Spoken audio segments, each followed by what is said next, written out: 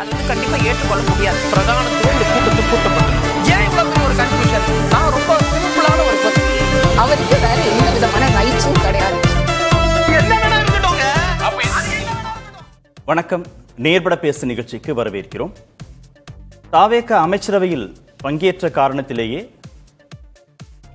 கூட்டணியில் இடம்பெற்றிருக்கிறோம் என்ற அர்த்தமில்லை என்று விடுதலை சிறுத்தைகள் கட்சியின் தலைவர் திரு திருமாவளவன் பேசியிருக்கிறார்.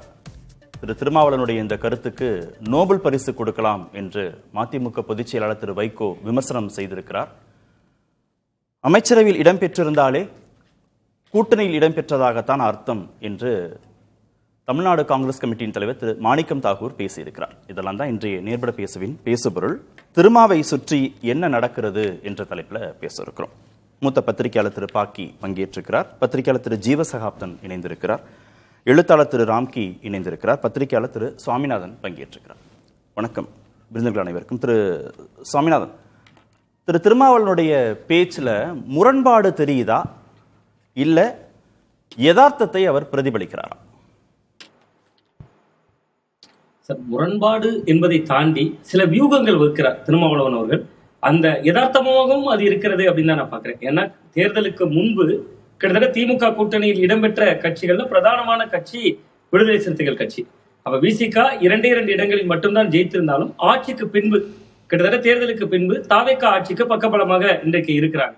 சோ அப்ப இது எல்லாவற்றையும் கடந்து இந்தியா கூட்டணியிலே முதல்ல தாவேக இல்ல. நீங்க அடுத்து வரக்கூடிய தேர்தலை சந்திக்க வேண்டும் என்றால் இந்த கூட்டணி தமிழ்நாட்டில் இருக்கக்கூடிய இன்னைக்கு உருவாகி இருக்கக்கூடிய தமிழக வெற்றி கழகத்தினுடைய கூட்டணி இந்தியா கூட்டணியுடைய முகமாகத்தான் இருக்கணும். அந்த இந்தியா கூட்டணியினுடைய கூட்டத்திலே கலந்து கொண்ட திருமாவளவன் அவர்கள் திமுக தரப்பிற்கு இழைக்கப்பட்ட அநீதி குறித்து அவர் அங்கேயே பேசிட்டார். அப்ப அன்றிலிருந்தே அவர் இதை நம்ம முரண்பாடுன்னு சொல்லிவிட முடியாது. கிட்டத்தட்ட அகில இந்திய அளவுல அனைத்து கட்சிகளும் பங்கேற்ற அந்த இந்தியா கூட்டணியினுடைய கூட்டத்திலேயே அவர் திமுகவுக்கு ஆதரவாக அங்கேயே குரல் கொடுத்திருக்கிறார். அப்ப அங்கிருந்தே அந்த தொடர்ச்சியாக இருக்கக்கூடிய அந்த உறவு நிலை அங்கிருந்தே தொடர்கிறது அப்படின்னு தான் பார்க்க வேண்டியிருக்கு. ரெண்டாவது மிக முக்கியம், அதுவே முரண்பாடு வியூகங்கள் அவர் வகுக்கிறார். ரொம்ப முக்கியம் வியூகங்கள் பத்தி பேசுறது. அதுல அதுவே திமுகவோடும் இணக்கமா இருக்கணும், தாவேகாவோடும் இணக்கமா இருக்கணும். இல்ல தாவேகாவில ஏதாவது முரண்பாடு ஏற்பட்டால் திமுகவுக்கு போவதற்கான சாத்தியக்கூறுகள் வாய்ப்புகளை தயார் நிலையில வச்சிருக்கணும் அப்படின்னு நினைச்சு பேசுறதே முரண்பாடு தானே? அப்படிதானே அந்த துணி தெரியுது அவர் பேச்சுல.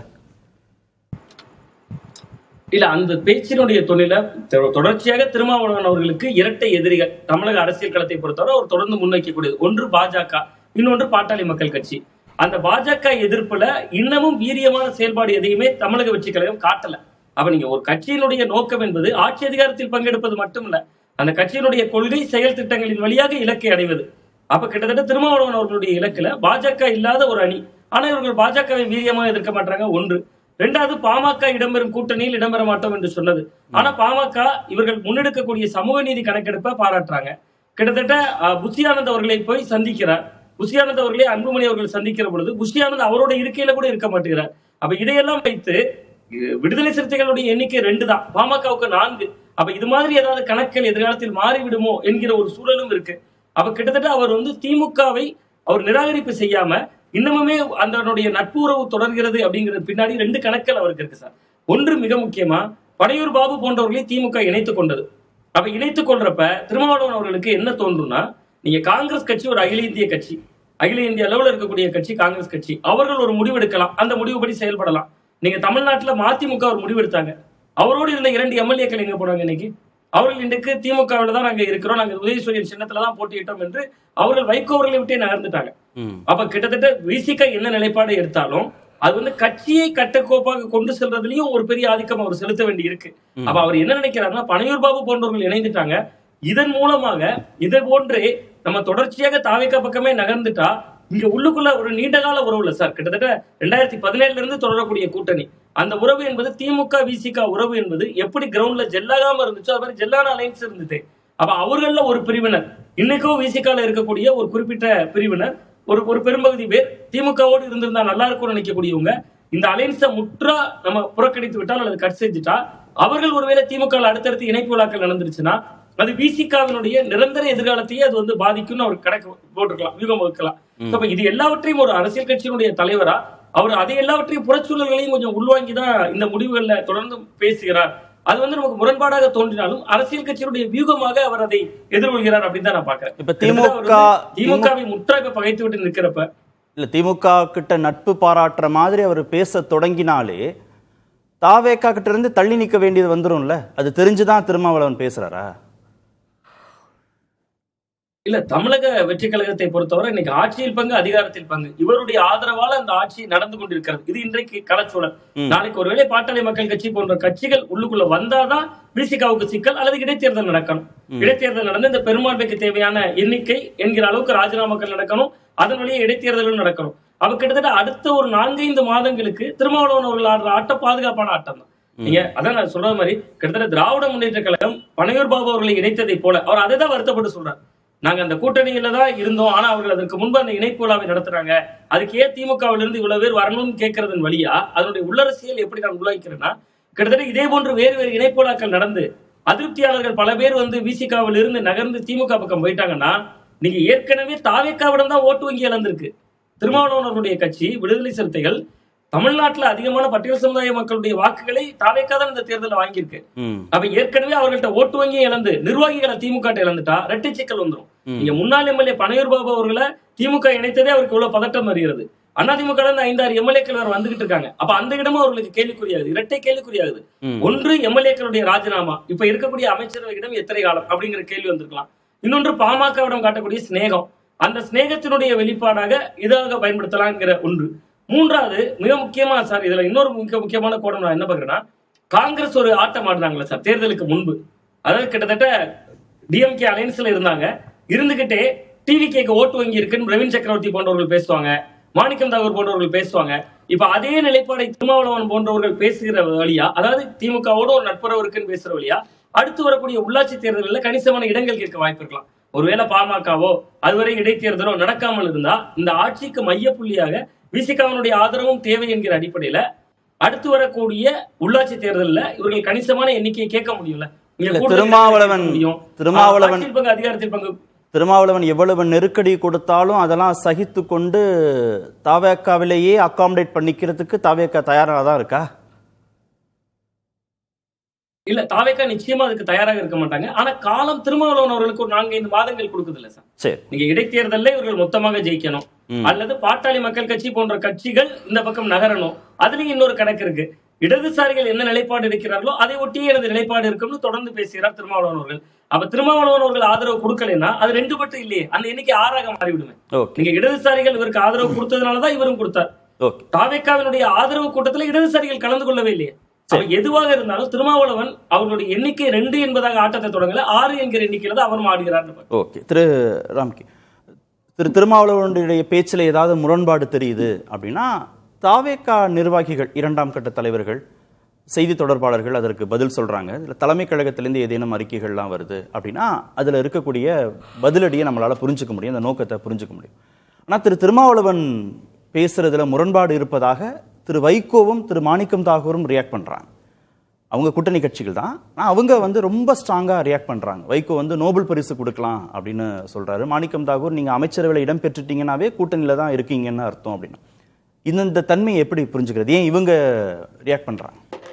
நம்ம வெளிப்படையா திருமாவளவனுடைய வியூகம், அவருடைய முரண்பாடுகள்லாம் சொன்னா கூட அதுல தடுமாற்றம் தான் வெளில தெரியுது. அவர் உள்ளுக்குள்ள கணக்குகள் இருக்கலாம், ஆனா வெளிப்பார்வைக்கு அது தடுமாற்றம் வெளிப்படையா தெரியுது. இந்த தடுமாற்றம் அந்த கட்சிகளுக்கு தெரியுது. இப்ப நீங்க என்ன தடுமாற்றம்? அவர் இப்போ நீங்கள் ஒரு எக்ஸாம்பிள் குதிரை பேரம், அது நம்மளுடைய புதிய தலைமுறை தொலைக்காட்சியிலே என்ன அவர் பேசின போது அது எங்களுக்கு உடன்பாடு இல்லை அப்படின்னாரு, ஒரு விஷயத்தை சொன்னார். அப்புறம் இடைத்தேர்தல் வந்ததுன்னா நாங்கள் பிரச்சாரத்துக்கு போக மாட்டோம் அப்படிலாம் சொன்னார். ஆனால் இன்றைக்கு என்னென்னா குதிரை பேரம் வந்தா அப்படிங்கிற விஷயத்தை பேசும்போது அது என்ன சொன்னார்னா, முடிந்தால் முதலிடம் கேளுங்கள். முடிந்தால் முதலிடங்கள்னா எங்களால் முடியல, ஊடகங்களால் முடியாதனால தான் நம்ம திருமாவளவன்ட்ட கேட்குறாங்க. முடிந்தால் முதலிடம் கேளுங்கள் அப்படின்னாரு. அப்புறம் எல்லாத்தையும் பேசிட்டு அதிமுகவிலிருந்து ஏன் இங்கே போகிறாருங்கிறது அதிமுகவினர் தான் சொல்லணும். அதாவது என்னன்னா, தாவேகா தலைமை நான் எந்த விதத்திலையும் விமர்சிக்க மாட்டேன் அப்படிங்கிற ஒரு ஸ்டாண்ட். அதே நேரத்தில் எனக்கும் திமுகவும் இன்னும் ஒரு ரிலேஷன் இருந்துட்டு இருக்கு அப்படி இருக்காங்க. இது இந்த நிலைப்பாடு இரு நிலைப்பாடா இவங்க எடுத்துக்கிறாங்க. இப்போ ரெண்டாவது என்னன்னா, நீங்க அந்த கோவளத்தில் கூடிய அந்த தோழமை கூட்டணி கட்சி கூட்டத்தில் அதற்கப்புறம் தாவேகாவுக்கு யார் ரொம்ப விசுவாசம் நெருக்கமா இருக்குதுங்கிற ஒரு போட்டி இருக்குது.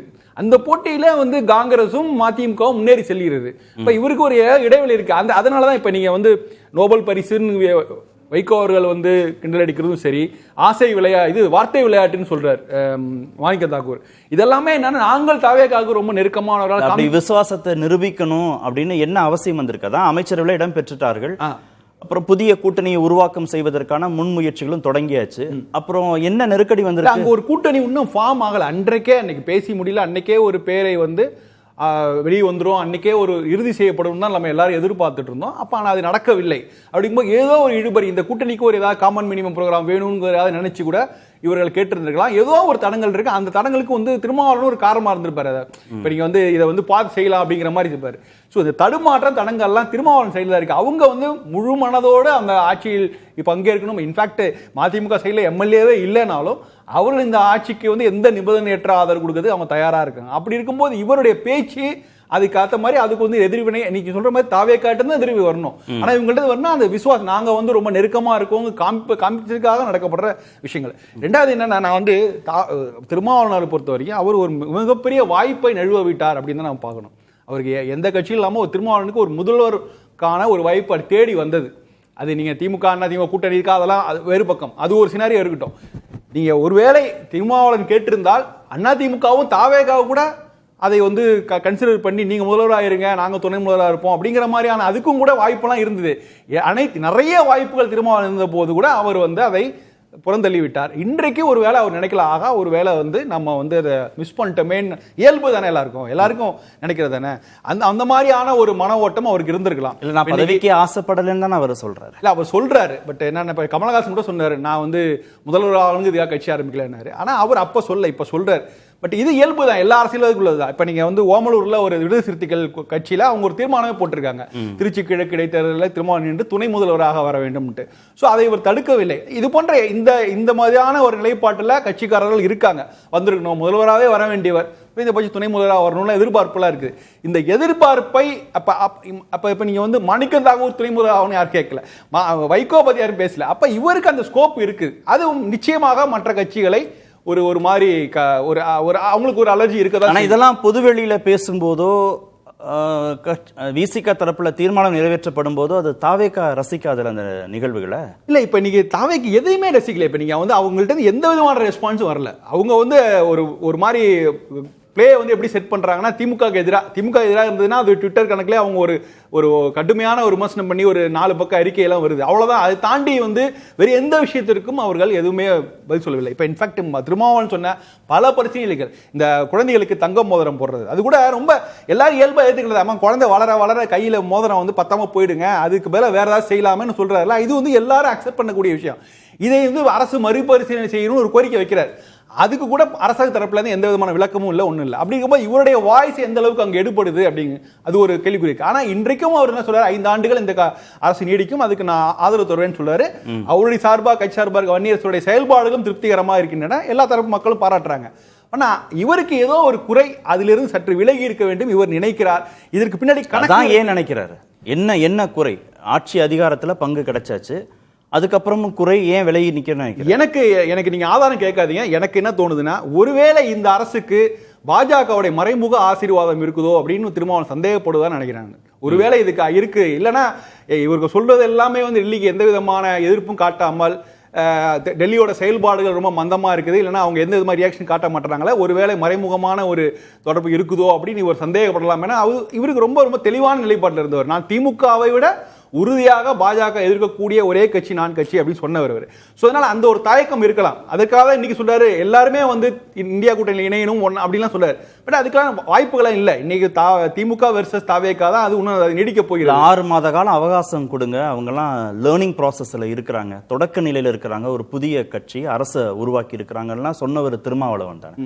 1 மாசத்திற்குள்ளாக முடிவுக்கு வந்துருவாரா பாஜக எதிர்ப்புல தாவேகா தீவிரமா இல்லை அப்படின்னு? இல்ல ஆக்சுவலா என்னன்னா, தீவிரமா இல்லைன்னு சொல்ல தாவேக்கா தீவிரம். ஆனா அவர் எப்படி ரிவர்ஸ்ல பாக்குறாரு அப்படின்னா, டெல்லியோட ஆசீர்வாதம் உங்களுக்கு இருக்கு. இப்ப இவங்க அந்த பெற்றுக்கொள்ள இருக்காங்களா இல்ல மறுக்கிற இடத்துல இருக்காங்களா வேற விஷயம். காங்கிரஸ் அமைச்சரவையில பங்கேற்ற பிறகு அதான் இது காங்கிரஸுக்கு தெரியல, காங்கிரஸுக்கு புரிஞ்சுக்கல. ஒருவேளை இவர் வந்து இந்த நடக்கிற மூவ்மெண்ட்டை பார்த்து ஒருவேளை கொஞ்சம் தள்ளி நிற்போம், கொஞ்சம் வேடிக்கை பார்ப்போம்னு கூட சொல்லலாம். ஆனா அவருக்கு மனதில் இதுதான் ஒரு பிரைமரி சந்தேகமா இருக்கும்னு நான் நினைக்கிறேன். ஓகே திரு பாக்கி, சமீப நாட்களாக பாமக தாவேகா இரண்டும் நெருக்கம் காட்டிக்கிற மாதிரி நமக்கு காட்சிகள் இருக்கு. திருமாவளவன் பேசுறதுல ஏதாவது அவங்களுக்கு அதிருப்தி ஏற்பட்டு தாவேகா தரப்புல பாமக தன் பக்கம் கொண்டு வரணும்னு நினைக்கிறாங்களா, இல்ல பாமகவை தன் பக்கம் கொண்டு வர தாவேகா நினைக்குது, அதனால அதிருப்தி அடைந்து திருமாவளவன் பேசுறாரு அப்படின்னு புரிஞ்சுக்கணும்? நான் இங்கே தாவேகா ஆங்கிலேருந்து பார்க்குறேன். இவங்க தமிழ்நாட்டுக்கு பொதுவாக ஏற்றுக்கொள்ளப்பட்ட கொள்கைகள் இருக்கு இல்லையா, சமூக நீதி, மதச்சார்பின்மை போன்ற அடிப்படை கோர் சப்ஜெக்ட், இந்த இஷ்யூவை பெரும்பாலும் பாஜக நீங்களாக மற்ற கட்சிகள்லாம் ஏற்றுக்கிட்டுன்னு பரவலான அபிப்பிராயம் உண்டு. அந்த நிலைப்பாட்டில் இருக்கிற கட்சிகளுடைய ஆதரவு, அரவணைப்பு அல்லது நட்பை விரும்புகிறார், அப்படிதான் நான் புரிஞ்சுக்கிறேன். இதுல நான் ஒரு விஜய சொல்றீங்களா? விஜய் தாவேகா ஆங்கில சொல்றேன். சரி, அதனால நாளைக்கு இதை விட்டுருவோம், விசிகாவை விட்டு கொடுத்துட மாட்டாருன்றீங்க. அது பாமக வந்தாலும் விஜய் ஏதாவது விசிகா விட்டு கொடுத்துட மாட்டாரு. சரி, பாமக வந்தாலும் ஓகே வாங்க வராதேன்னு சொல்லுவாங்களா? அவங்க சாதிவாரி கணக்கெடுப்பு, மத்திய சமூக நீதி விஷயங்கள்ல ரொம்ப கிளீனா இருக்காங்க. மேகதாது அந்த இஷ்யூவிலேயே எல்லாரும் சேரணுங்கிறது விருப்பமா தான் இருக்கேன். தமிழ்நாட்டினுடைய கோர் இஷ்யூஸ்ல எல்லாரும் ஒன்னா இருப்போம், ஒரே தளத்தில் இருப்போம்ன்ற தாவேகாவுடைய ஆர்வம், அதனுடைய வெளிப்பாடு என்று வேற எதுவும் இல்லை. அப்படியே பார்த்தா தேமுதிகவும் பல சந்தர்ப்பங்கள் ஆதரிக்குது, சில இஷ்யூ பேஸ்டு, அதெல்லாம் வரவேற்காம என்ன செய்ய முடியும்? அதனால தாவேகாவோட பார்வை இல்ல. நீங்க பாமக தாவேகாவோட நெருக்கமும், திரு அன்புமணி திரு ஆனந்தோட சந்திப்பு, அந்த காட்சிகளும், திருமிகு பிரேமலதா விஜயகாந்த் தாவேகா அரசுக்கு கொடுக்கிற அந்த சர்டிபிகேட்டும் ஒரே தளத்துல வச்சு பார்க்க முடியுமா? கிட்டத்தட்ட ரெண்டு ஒண்ணா இருக்கு. தேமுதிக விஷயத்துல என்ன சொல்றோம்னா, அதுக்கு திமுக கூட்டணியில இருக்காங்கன்றத கவனிச்சுக்கோங்க. பாமக கூட தேசிய ஜனநாயக கூட்டணியில இருக்கு, அவங்க எப்படியும் பிளெக்சிபிளா இருக்கலாம். திமுக கூட்டணியில தாவேகா கடுமையாக எதிர்த்த திமுக கூட்டணியில இடம்பெற்றிருக்கிற தேமுதிகவை கூட, ஏன் அந்த திமுக கூட்டணியில் இடம்பெற்றிருக்கிற முஸ்லீம் லீக், காங்கிரஸ், இடதுசாரிகள், விசிகே அவங்களால சேர்த்துக்கிட்டாங்கல்ல, கம்யூனிஸ்டுகள் மட்டும் வெளியிலிருந்து ஆதரவு தெரிவிக்கிறாங்க. அதனால எல்லாரோடையும் கம்ஃபர்டபுளா இருக்கணும் என்கிற அடிப்படை எண்ணம் தாவேகா. பாமகக்குன்னு ஒரு கூடுதல் பிரிவிலேஜ் தாவேகா கொடுக்கலன்றீங்களா? இஷ்யூ பேஸ் சார், கொள்கை அடிப்படையில் தான். இதுல எதுல தேவையில்லாத உரசல் எதுக்கு தேவை? அவர் பாஜகவோட அடிப்படை கொள்கையில பாஜகவுடைய கொள்கையை ஏத்துக்கிட்டா அதல்ல. உங்களுக்கு தெரியும், திருப்பாரங்குன்ற விஷயம் வேற ஆங்கிள் போயிட்டு இருக்கு, அது ஒரு பக்கம். ஆனால் மத்திய அரசோட மோதிக்க வேண்டாம் என்கிற அரசாங்கம் வேறு, ஆட்சி கட்சி என்பது வேறு. எம்ஜிஆர் காலத்தில் அந்த நிலைப்பாடு. திருமாவளவனுக்கு அந்த சந்தேகம் வந்ததுன்னு ராம்கி சொன்னார். அதான் அது கன்ஃபியூஸ் பண்ணிட்டு இருக்காரு. நான் சந்தேகம் வந்துருச்சா? அப்போ அவர் சந்தேகம் வந்திருக்கா இல்லையான்னு தெரியும். பாஜகவோட இணக்கமா போறாங்களோ தாவேகா அரசு அப்படின்னு அது அப்படி நான் நினைக்கல. அவர் நேற்றைய விருது வழங்கும் விழாவில் நான் தாவேகாவை அந்த நிகழ்ச்சியில் வேற நேர்காணலையோ தாவேகா ஆர்எஸ்எஸ் பெற்ற பிள்ளை அப்படின்னு நான் சொல்லியிருக்கேன். அதெல்லாம் எதுவும் கன்ஃபஸ் பண்றாரு அவரு. இப்படிலாம் நான் பேசியிருக்கேன், முரண்படலை, பேசிய சந்தர்ப்பம் உண்டு. அதாவது கால சூழலுக்கு ஏற்ப சில முடிவுகள் எடுக்கிறோம். எல்லா கட்சிகளுமே, நான் ஒரே ஒரு கேள்வி, அடிப்படை கேள்வி கேட்டுறேன் சார். எல்லா கட்சிகளும் இந்தியாவில் நான் ஹோலிஸ்டிக்காக எடுத்துக்கிறேன், எல்லா கட்சிகளுமே கூட்டணிகள் மாறி இருக்கு, கொள்கையை கடந்து கொள்கை கூட்டணிக்கும் கொள்கைக்கும் நான் என்ன கேள்வி என்ன, விசிகே மட்டும் ஏன் டார்கெட் பண்ணும்? நான் மு.க. ஸ்டாலினோடு நட்பாக இருக்கிறேன், நான் திமுகவோட நண்பனாக இருக்கிறேன், ஆனால் இந்த கூட்டணியில் இருக்கிறேன் சொல்லலாம், சொல்லியிருக்கார். தாவேகா கூட்டணி இன்னும் உருவாகல, அதுக்கு என்ன பேரு? அன்னைக்கு அதுக்கு தானே சார் மாணிக்கம் தாகூர் பதில் சொல்றாரு, நீங்க அமைச்சரவையில இடம் பெற்றுட்டீங்க, அப்போ கூட்டணியில இருக்கிறதா தான் அர்த்தம்ன்றாரு. 3 சந்தர்ப்பம் சொல்றேன். ஒரு களம், ஒரு யூகம், ஒரு நிகழ்வு. பழைய ஒரே நிமிஷத்தில் பாச முடிச்சிட. ஜெகஜீவன் ராம் ஜனதா கூட்டணியா உருவானது, கட்சி உருவானது ஆட்சி அமைச்சு 3 மாசம் கழிச்சு தான் ஜனதா கட்சி உருவாருச்சு. அந்தந்த ரீஜன்ல அவங்க தமிழ்நாட்டில் ராட்டை சின்னத்தில் போட்டிட்டாங்க, சில இடங்கள்ல அந்த பிஎல்டி பாரதிய லோக்தளுடைய சிம்பல்ல போட்டிட்டாங்க. அந்த கதையில விட்டுரும். அப்ப வெளியில இருந்தவர் தான் காங்கிரஸிலிருந்து வெளியேறி ஜனநாயகத்துக்கு குரல் கொடுத்து ஜனதா கூட்டணி ஆதரித்தவர் தான் பாபு ஜெகஜீவன் ராம். காங்கிரஸ் ஃபார் டெமோக்ரஸி கட்சியில இணையில அமைச்சராயிட்டார், பாதுகாப்புத்துறை அமைச்சராயிட்டார். அதற்கு பிறகு மே மாசம் தான் அந்த இதே கூட்டணி கட்சியா மாறுது சேர்ந்தது. அப்போதான் யுனானிமஸா சந்திரசேகர் தலைவராக தேர்ந்தெடுக்கப்பட்டார். ஆக கூட்டணியிலேயோ கட்சியிலோ இடம்பெறாமல் வெளியில் இருந்து கொண்டு அமைச்சராக இருந்த சந்தர்ப்பம் பாபு ஜெகஜீவன் ராமுக்கு உண்டு. நேஷனல் யுனைடெட் ஃப்ரண்ட், ஐக்கிய குஜராத் தேவகவுடா காலத்தில் உருவானது. அந்த கூட்டணியில் இடம்பெறாத இந்திய கம்யூனிஸ்ட் கட்சியை சேர்ந்த இந்திரஜித் குப்தா உள்துறை அமைச்சர் ஆனார். பிற்காலத்தில் மன்மோகன் சிங் காலத்தில் யூபிஏ உருவான காலத்தில் இவர் சோம்நாத் சாட்டர்ஜி ஸ்பீக்கர் ஆனார்.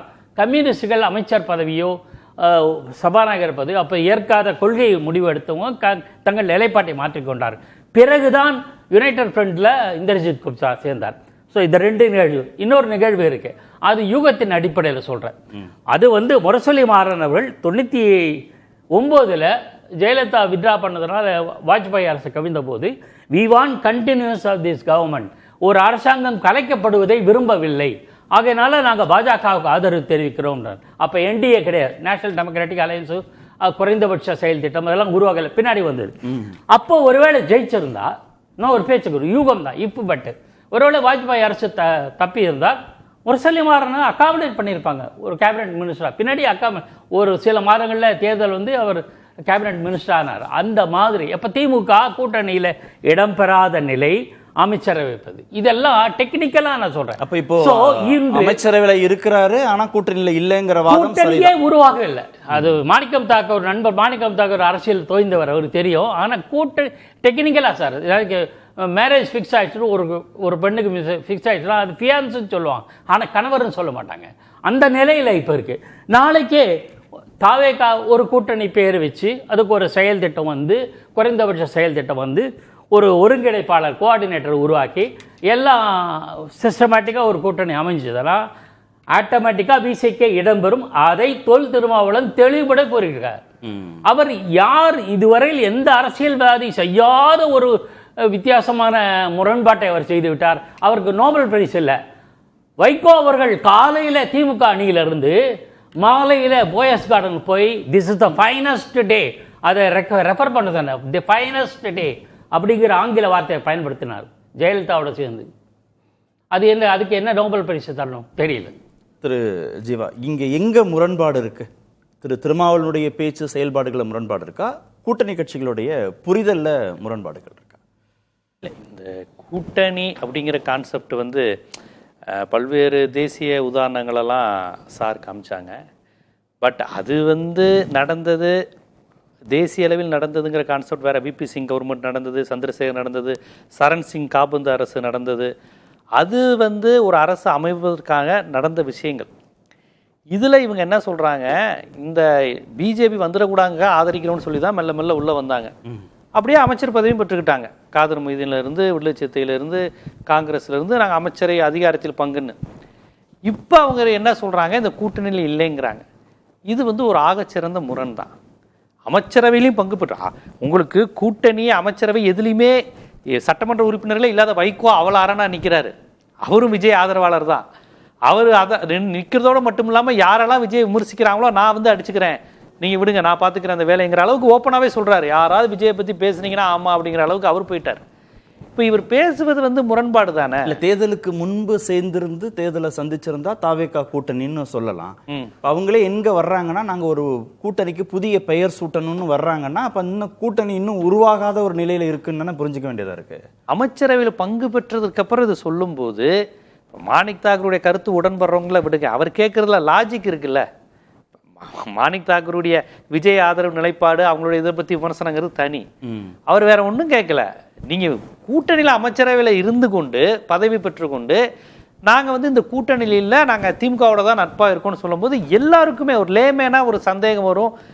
ஒரு என்னடா அது முரண்பாடாக இருக்கேன்னு வரும்ல. இதில் இது என்ன கான்செப்ட்? அவர் இப்போ வியூகமாக பார்க்க முடியாதா? சாமிநாதன் சொல்ற மாதிரி ஒரு வியூகமா பார்க்க முடியாது. ஒரு வியூகமும் கிடையாது. பாமகவோட அவங்க நெருங்குறாங்க. யாரு? தாவேகா. ஆமா, நெருங்குறாங்க. அவங்களுக்கு பாமகவோட சேர்றதுல என்னங்க பிரச்சனை இருக்கு? இல்ல, விசிகாவை விட்டு கொடுக்க மாட்டாரு விஜய், சமூக நீதி பேசுறாரு அப்படின்னு சொன்னாரு. அந்த கேள்வியை நான் கேட்டேன்ல. சமூக நீதி விஜய் பேசுறாரா? சமூக நீதி பேசுறாரு. அதனால பாமகவை உள்ள அகாமடேட் பண்றதுல அவருக்கு நெருடல் இருக்கும். விசிகா ஒரு விழுக்காடு கூட பாமகவை சேர்ப்பதில் விஜய்க்கு நெருடல் கிடையாது. அவருக்கு விசிகா பாமகவுக்கு என்ன வேறுபாடு? அவரை பொறுத்த வரையும் 2 சீட்டு, இது 4 சீட்டு, இது மட்டும் தான் விஜயோட கணக்கு. சமூக நீதி கணக்கெல்லாம் கிடையவே கிடையாது. தலித்துகள் அதிக ஓட்டு போட்டிருக்காங்கனால அவங்க அந்த விசிகா பாலிடிக்ஸை கொஞ்சம் மெயின்டைன் பண்ணுறாங்க. மற்றபடி அவங்களுக்கு விசிகாவோட எந்த கொள்கை ரீதியான உணர்வோ இதுவோ கடந்த காலத்துலேயும் இல்லை, இப்போ வரையும் கூட கிடையாது அவங்களுக்கு. புரியுதுங்களா? அதனால வந்து பாமகவோட விசிகாவுக்காக பாமக அவங்க தடுப்பாங்கன்னா வாய்ப்பே இல்லை. இப்ப நீங்க சொல்றது ஒரு வாதத்தின் அடிப்படையில் ஏற்றுக்கொண்டால் கூட பட்டியல் சமூக வாக்குகளை இழப்பதற்கு தாவேக தயாரா இருக்கு. அதுக்கு யோசிக்கலாம். விடுதலை சிறுத்தை கட்சியை இழக்கிறதுக்கு அவங்க யோசிக்க மாட்டாங்க. 2 4 அது கால்குலேட் ஆகுமா அந்த விஷயங்களை அவங்க பார்ப்பாங்க. அது மட்டும் இல்ல, அவங்க உருவாக்கி வச்சிருந்த இமேஜ் இருக்குல்ல, திராவிட கட்சிகள் தலித்துகளுக்கு செய்யல, பெண்களுக்கு நாங்க தான் முதன்முறை செய்யறோம், அந்த இமேஜ் எல்லாம் கொஞ்சம் கொஞ்சமா உடஞ்சிட்டு வருதுல்ல. இப்ப இந்த கட்சி இவங்களுடைய குதிரை பேரம் இதையெல்லாம் வைத்துக்கொண்டு தூய சக்தின்னு சொல்லி தானங்க மக்கள்கிட்ட ஒரு பிம்பத்தை உண்டு பண்ணி, மோடி எப்படி ஒரு பிம்பத்தை உண்டு பண்ணாரோ அப்படிதாங்க இவர் வந்தாரு. குஜராத்தை வந்து நியூசிலாந்து ஏர்போர்ட் மாதிரி குஜராத் ஏர்போர்ட்டெல்லாம் காமிச்செல்லாம் வந்தாங்களே, அதுதானே இவர் பண்ணாரு. விஜயபாஸ்கர்களை சேர்த்துக்கிட்டு வேலுமணிக்கு தூது விட்டுக்கிட்டு சிவி சண்முகத்துக்கு சால்வை போட்டுட்டு ஒரு தூய சக்தின்னு காமிக்கும் போது பாமக வருவதில் என்ன இதுல தயக்கம் இருக்கும் விஜய்க்கு? சொல்லுங்க, என்ன தயக்கம் இருக்கு? விசிகாவை வச்சுக்கிட்டு பாமக உள்ள கொண்டு வர்றது, விசிகாவை விரட்டிட்டு வச்சுக்க போறாங்க. விசிகாவை வெளியேற்ற வேண்டிய அவசியம் தாவேகாவுக்கு என்ன? அவசியம் இல்ல. திருமாவளவன் போனா அவங்க ஒண்ணு இது பண்ண மாட்டாங்க. ஏங்க அவருக்கு 2 சீட்டா 4 சீட்டா தாங்க பிரச்சனை. இப்ப பாமக 1 சீட்டா இருந்தா அவருக்கு விசிகா தான் வேணும். அது 4 சீட்டோட இருக்கிறாங்க. பாமக கட்சியில புலியும் பெரிய கட்சி, இதெல்லாம் எண்ணிக்கையை சார்ந்ததா மட்டும் இதை பாக்குறீங்க? கண்டிப்பா நான் பார்க்கல. விஜய் அவர்களுக்கு இது எண்ணிக்கை தான், எல்லாமே எண்ணிக்கை தான். அவர் புலம்புனாரே, இன்னொரு 10 சீட்டு கூட கொடுத்துருக்கலாமே. அதோடைய அர்த்தம் என்ன? என்னைய போய் வைகோவை பார்க்க வச்சுட்டீங்க, மண்ணடி குறுகிடு சந்தில போய் காதர் மீதனை பார்க்க வச்சுட்டீங்களே, அந்த புலம்பல் தான். அவர் வந்து பார்க்குற ஆளா என்ன? செய்தியாளர்கள் வந்து பார்ப்பாரா, இல்லை குழந்தைங்க கரூரில் இறந்த போய் பார்த்தவரா? எதுக்குமே பார்க்காதவர கூட்டணிக்கு சத்தியமூர்த்தி போனுங்களா நீ போக வச்சிட்டீங்களேங்கிற புலம்பல் தானே அது. அதனால் பாமக வந்து சந்திச்சு சால்வை போட்டு 4 எம்எல்ஏக்கள் இருக்குன்னா அந்த இதில் வந்து அவங்க அரசியல் பேசியிருக்க மாட்டாங்கன்னு நினைக்கிறீங்களா? இதையெல்லாம் வச்சுதாங்க திருமாவளவன் தெளிவாக இருக்காரு. அவர் அதை புரிஞ்சுக்கிட்டு தானே பேசுறாரு. திடீர்னு ஸ்டாலின் எனக்கு நண்பன், திமுக எனக்கு நண்பன் பேசுறாரு. ஷானவாஸ் கட்சியிலிருந்து போறாரு, திமுக ஆப்ரேட் பண்ண போறாரு, திருச்சி கிழக்கில் நிற்க வாய்ப்பு இருக்கு, திமுக அலீம் புகாரிக்கு பிறகு இவர் தான் போறாரு, பனையூர் பாபுக்கு பிறகு போறாருன்னு ஊகங்கள் வந்துகிட்டு இருந்ததுல, நேற்று அவரை டக்குன்னு அவரை கூட்டிக்கிறாரு பாருங்க. அப்ப தாவைக்கால இருந்து கூட நம்ம விலகலாம், நம்ம கொள்கையிலிருந்து ஒன்றும் பிரச்சனையும் இல்லை அப்படின்னு கூட ஒரு பேச்சுவார்த்தை நடந்திருக்கலாம். ஆனா எந்த காரணத்து கொண்டு ஏதோ பாமக வந்து விஜய்க்கு இது திருமாவளவனுக்காக தாவைக்கால சேர்த்துக்காது மட்டும் நினைக்காதீங்க. அதெல்லாம் தாராளமா நடக்கலாம். அந்த பேச்செல்லாம் 15-20 நாளா நடக்குது. இன்னொன்னு, இது ஏதோ மதச்சார்பற்ற கூட்டணி வேணும்னு விஜய் எல்லாம் விரும்பினதே கிடையாது. அதெல்லாம் ரீமா ரோஸோட அன்று இரவே பேச்சுவார்த்தைலாம் நடந்து கேசி வீரமணியை விமர்சனம் பண்ணாரு. ரீமா ரோஸ் சொல்லிட்டாங்களே, நாங்க பேசினாலும் பேசுவோம், நான் இந்த அரங்கிலேயே இது ஓடிச்சேன் இரவு 9 மணிக்கு, எனக்கு நல்ல நினைவு இருக்கு, 9 மணிக்கு லீமா ரோஸ் பேசுறாங்க தாவைக்காவோடங்கிற செய்தி வந்தது. அதனால அதிமுகவோட தாவைக்கா சேர்ந்து முயற்சி பண்ணுவதற்கு இந்த மேஜிக் நம்பர் 118க்கு என்னெல்லாம் உண்டோ அதை தாவைக்காவும் ட்ரை பண்ணுச்சு, அதிமுகவும் ட்ரை பண்ணுச்சு. ஆனா இவங்க பேசுறவங்க எல்லாம் திமுகவும் அதிமுகவும் சேர போகுதே, ஐயோ எவ்வளவு பெரிய பிழை, இதை மட்டும் தான் பேசுறாங்க. அதனால தாவைக்கா பாமக சேரலாம், ஒரு பிரிவு அதிமுக வந்து சேரலாம் தான் சேர்ந்துக்கிட்டு தானே இருக்காங்க இப்ப. அதனால பாமகவுடன் தாவேகா நெருங்குது அப்படிங்கிறப்ப அவர் ரொம்ப அலர்ட்டா திமுகவை பாராட்டுறாரு, நட்பு இருக்குங்கிறாரு. நாங்க ஒன்னும் பெரிய இதுல கூட்டணியில இல்லைன்னு அவர் பதிவு செய்யறாரு. ஒரே ஒரு கேள்வி திரு சாமிநாதன், பாமக தாவேகா அந்த நெருக்கம்ங்கிறது அவங்க அமைச்சரவைக்குள்ள கொண்டு வரணும்ன்ற அந்த முனைப்போடு காட்டக்கூடிய நெருக்கமா, இல்ல திருமாவளவனுக்கு செக் வைக்கணுங்கிறதுனால இந்த சந்திப்புகள்லாம் திட்டமிட்டு நடத்தப்படுதா? இல்ல சார், திருமாவளவன் அவர்களுக்கான செக்கான மட்டும்தான் இது பண்றாங்க அப்படின்னு தான் பாக்குறேன். ஏன்னா கிட்டத்தட்ட ஜீவானே சொல்ற எண்ணிக்கை என்பது தாவேக்காக்கு முக்கியம், அதுல சந்தேகம் இல்லை. அப்படி அவர்கள் எண்ணிக்கை மட்டும்தான் முக்கியம் நினைத்திருந்தா தேர்தலுக்கு முன்பே பாமகவை அணுகியிருக்கலாம். பாமக வந்திருக்கவே இந்த தேர்தல் நேரத்திலேயே அந்த தனிப்பெரும்பான்மை கிடைக்காத சூழலையே பாமகவை அவர்கள் அணுகியிருக்க முடியும். நீங்க அதிமுகவில் கூட அவர்கள் ஒரு பிரிவை தான் அணுகினாங்க, ஆனா பாமகவை அணுகல. 2014 பாமக தனித்து போட்டிட்ட போதே 5% ஓட்டக்கார் இல்ல. அதுல ஒரு சிக்கல் இருக்கு. தேர்தலுக்கு முடிவுக்கு பிறகு உடனே அணுகிறதுல பாமகவை தாவேகாவுக்கு ஒரு சிக்கல் இருக்கு. நீங்க மதச்சார்பற்ற கூட்டணியை கட்டமைக்கிறோம்னு சொல்லிட்டீங்க, அப்பதான் இடதுசாரிகள் உள்ள வராங்க, அப்பதான் IUML உள்ள வராங்க.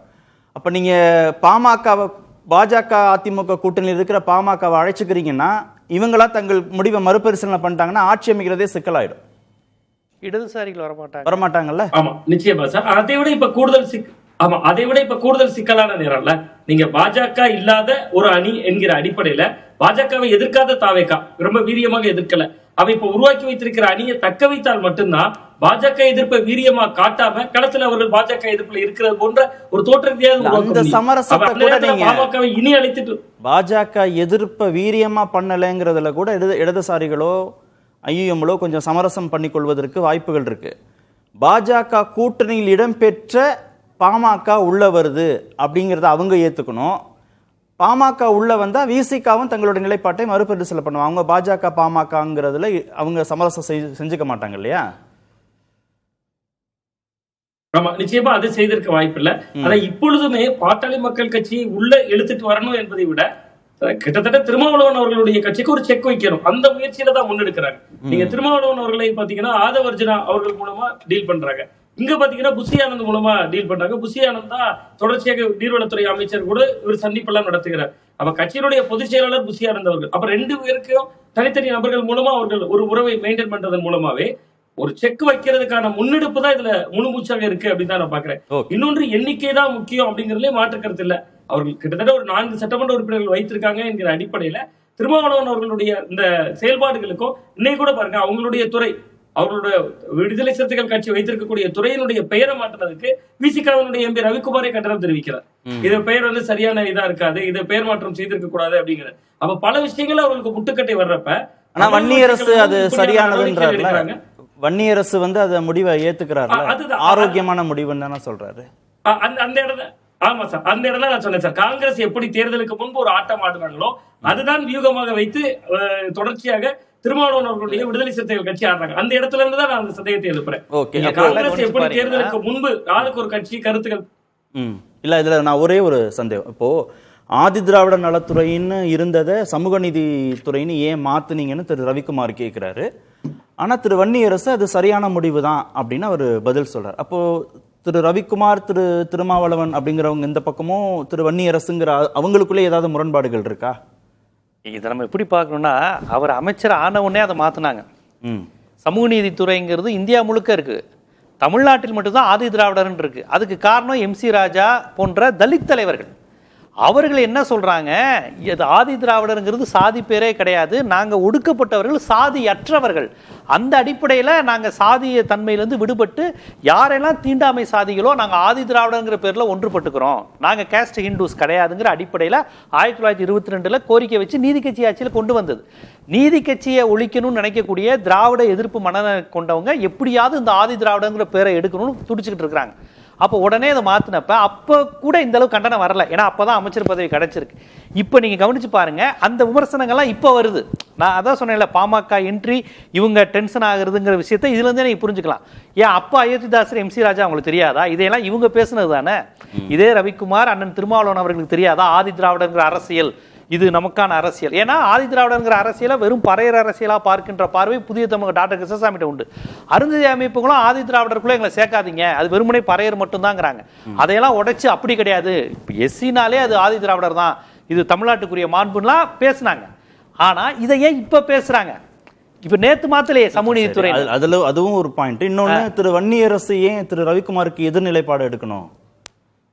எதிர்நிலைப்பாடு இல்ல, அவர் வந்து இப்போதைக்கு இந்த தாவேக்காவை டிஸ்டர்ப் பண்ண வேணா நினைக்கிறார். ஒரு அமைச்சர் பதவி கிடைச்சிருக்கு, அதை மெயின்டைன் பண்ணுவோம் அப்படிங்கிற மாதிரி தான் அவர் பாக்குறாரு. அதாவது விடுதலை சிறுத்தைகளுக்குள்ளேயே இந்த விஷயங்கள்ல பல்வேறு குழப்பங்கள் தொடரலாம்னு ஒண்ணு, தொடரலாம் ஒண்ணு. அதைத்தான் சொன்னேனே, ஷானவாஸ்ட வந்து நேத்து புதிய தலைமுறையில தான் கேட்கும்போது அவர் என்ன சொல்றாரு, அப்ப தாவேக்கா அரசுல தொடர்வதில் உங்களுக்கு உடன்பாடு இல்லையா சார் அப்படின்னு கேட்கும்போது, நான் வெளிநாட்டுல இருந்து இப்பதான் வந்தேங்கிறாரு.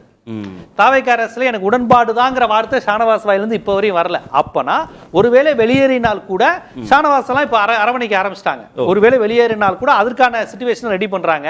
தாவேக்காவும் அன்புமணியோட பேசுறத தொடர்ந்து இருக்கிறாங்க. அதனால அந்த மாதிரி நடக்க வாய்ப்பு அதிகம். ஓகே பாக்கி சார், இதுல பாமகவை கொண்டு வர்றதுல தாவேக்கா ஒன்னும் நெருடலா ஃபீல் பண்ண மாட்டாங்க.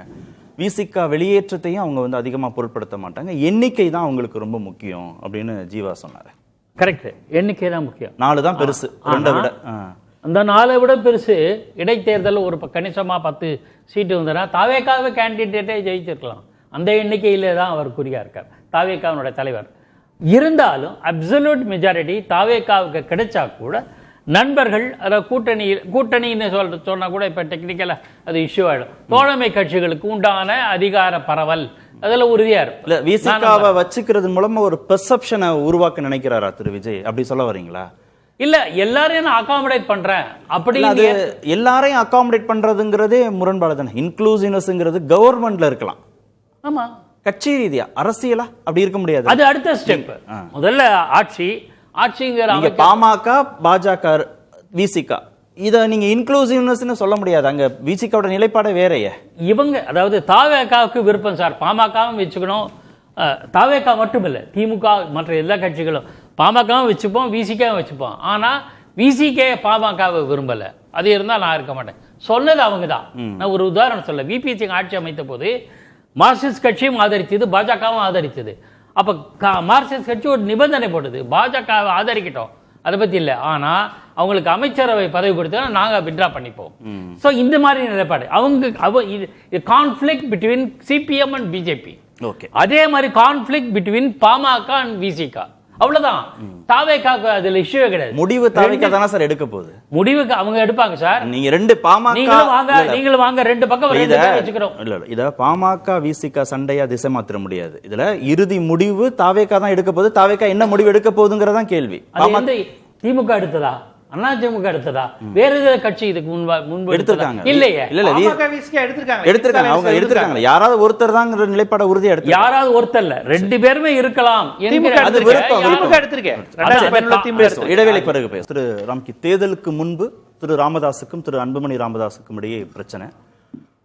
திரு ராமதாஸ் திமுக பக்கம் வருவதற்கான சாத்தியக்கூறுகள் இருக்கு அப்படின்னா பேசப்பட்டது. ஆனா அப்போ திரு திருமாவளவன் பாஜக பாமக இருக்கிற கூட்டணியில் விசிகா இடம்பெறாதுங்கிற நிலைப்பாட்டில் நாங்கள் உறுதியாக இருக்கோங்கிற சொன்ன பிறகு திமுக அந்த முயற்சியை கைவிட்டு, தாவேகா பாமக விஷயத்தில் என்ன முடிவெடுக்க வாய்ப்பு இருக்கு?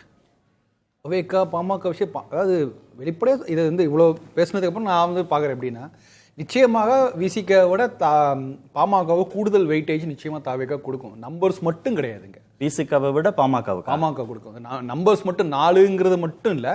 இந்த பர்செப்ஷன் வட தமிழ்நாட்டில் இன்னைக்கு பாமக ரொம்ப ஒரு ஸ்ட்ராங்கான ஒரு பார்ட்டியாக இருக்குது. ஆக்சுவலாக இன்னைக்கு உள்ளாட்சி தேர்தலில் அணுகணும்னா அது மாதிரியான ஒரு பார்ட்டியோட ஒரு இது வேணும். ரெண்டாவது, பாமகவோட கூட்டணிங்கிறது முன்னாடி தேர்தலுக்கு முன்னாடி சாத்தியமே இல்லை. அது என்னன்னா அவங்களுடைய ஆதார வங்கி, தாவேக்காவோட ஆதார வங்கியாக பார்க்கும்போது அந்த மைனாரிட்டிஸ், இந்த பட்டியல் சமூக இன மக்களுடைய ஓட்டு வந்திருக்கு. அது முழுக்க இப்போ அவர் கைவசம் வந்துருச்சு. இன்ஃபேக்ட் நீங்கள் இந்த விடுதலை சிறுத்தைகளை விட அதிகமான தலித் மக்களுடைய ஆதரவு விஜய்க்கு இருக்குது, தாவேக்கா இருக்குது. அப்படி இருக்கும்போது அது ஆல்ரெடி ப்ரூவ் பண்ணியாச்சு.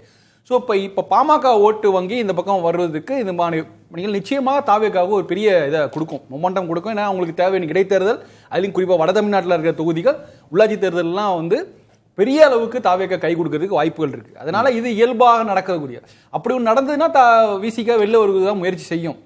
பட் என்னன்னா இப்போ நீங்கள் எதனால், இப்போ என்ன அடிப்படையில் என்ன சொல்லி கூட்டணி அப்படிங்கும்போது எதுக்காவது ஒரு பேர் இருக்குங்களா, ஏதாவது ஒன்று. இப்போ நீங்கள் சமூக நீதித்துறைன்னு சொல்கிறாங்க, ஏற்கனவே சமூக நலத்தின்னு ஒன்று இருக்குது, சமூக நீதித்துறைன்னு சொல்லி எல்லாத்தையும் கொஞ்சம் இதாச்சு. இப்போ அவங்க முழுக்க தாவேக்கா அவங்க தாவேக்கா அரசில் தான் தலித் மக்களை அதிகமாக எம்பவர் பண்ணாங்க, கட்சியில் மட்டும் இல்லாமல் ஆட்சியில் அப்படிலாம் சொன்னாங்க.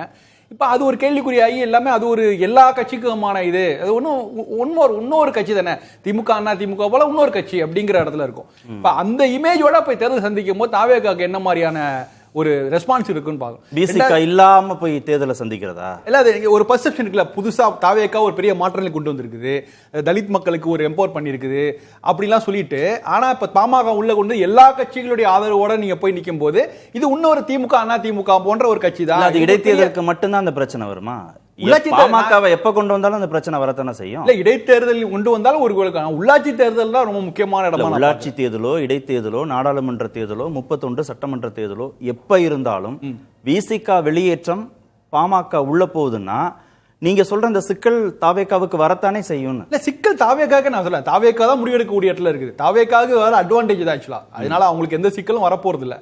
பட் விசிக திருமாவளவன் எப்படி நினைச்சிருக்கலாம்னா, தாவேக்கா என்பது தமிழக இது கிடையாது, வெற்றி கழகம் இல்லை, அது ஒரு தற்காலிக வெற்றி கழகம், நம்ம பொறுத்திருந்து பார்க்கலாம்னு அவர் நினைச்சு வெயிட் பண்ணியிருக்கலாம். ஆனா அதுக்குள்ள அவங்க வியூகம் தான்.